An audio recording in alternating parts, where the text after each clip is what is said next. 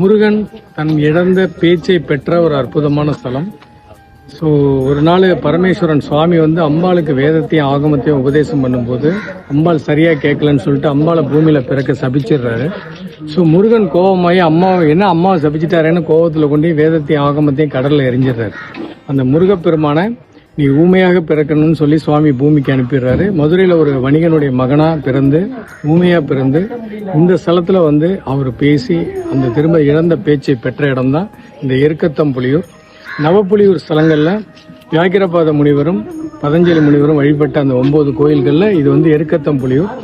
ராஜராஜ சோழன் இங்கே உள்ள பரமேஸ்வரனை வழிபட்டு தான் தன்னுடைய மகனாகிய ராஜேந்திர சோழனை பெற்றதா ஒரு ஐதீகம். அதனால இந்த ஊரை இப்போ ராஜேந்திரப்பட்டினம்னு சொல்கிறாங்க.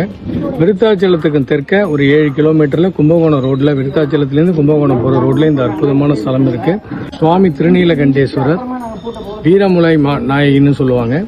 ஸோ இந்த சுவாமியை வழிபட்டு பேச்சு திறமை இல்லாதவங்க திக்குவாய் உள்ளவங்கெல்லாம் இங்கே வந்து தேனபிஷேகம் சுவாமிக்கு பண்ணும்போது அவங்களுக்கு பேச்சு திரும்ப வர்றது ஐதீகம்.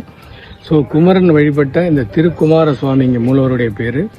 திருநீலகண்ட யாழ்ப்பாணர் அப்படிங்கிற 63 நாயன்மார்கள் ஒருத்தர் பிறந்த ஸ்தலம். அவர் வழிபட்ட சுவாமி இவர். ஸோ வாய்ப்பு இருக்கவங்க வந்து வணங்கி நல்ல பேச்சு திறமையை பெறுமாறு உங்கள் அன்பு திருவடி சரவணன் அன்போடு கேட்டுக்கொள்கிறேன். நன்றி.